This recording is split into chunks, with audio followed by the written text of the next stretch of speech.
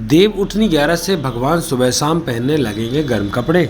आरती व मंदिरों के खुलने बंद होने के समय में होगा परिवर्तन।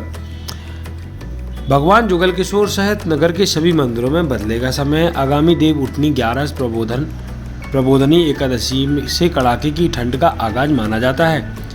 इसी दिन से भगवान के आरती के समय में परिवर्तन हो जाता है। भगवान सुबह शाम गर्म कपड़े पहनने लगते हैं और रात में रजाई ओढ़ते हैं। इसके साथ ही मंदिरों के खुलने और बंद होने के समय में भी परिवर्तन हो जाता है। पवित्र नगरी पन्ना में मंदिरों के पर्व और परंपराएं बड़े ही उत्साह के साथ मनाई जाती हैं। छोटे से छोटे त्योहारों को लेकर लोगों में उल्लास देखते ही बनता है।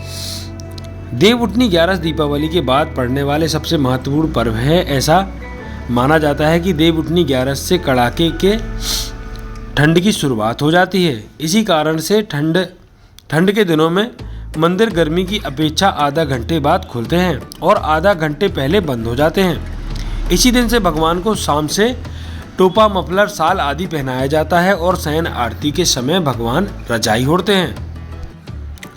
अभी भगवान जुगल किशोर जी की सुबह मंगल आरती 5 बजे होती है। देव प्रबोधनी एकादशी से यह आरती 5:30 बजे शुरू होगी।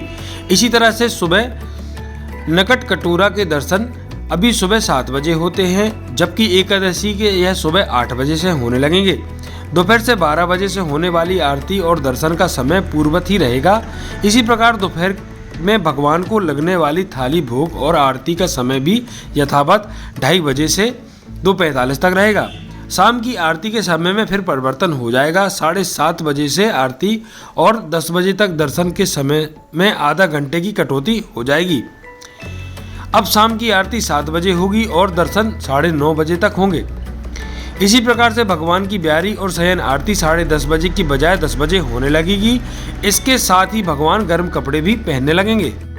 पन्ना के लगभग सभी मंदिरों के समय बदल जाएंगे। देव प्रबोधनी एकादशी से भगवान जुगल किशोर मंदिर सहित जिले भर के मंदिर के खुलने और बंद होने के समय में परिवर्तन हो जाएगा। ऐसी मानता है कि इस दिन 4 माह की निद्रा में लीन भगवान सोकर उठते हैं। यही कारण है कि इस दिन से ही विवाह सहित अन्य मांगलिक और शुभ कार्य शुरू हो जाते हैं।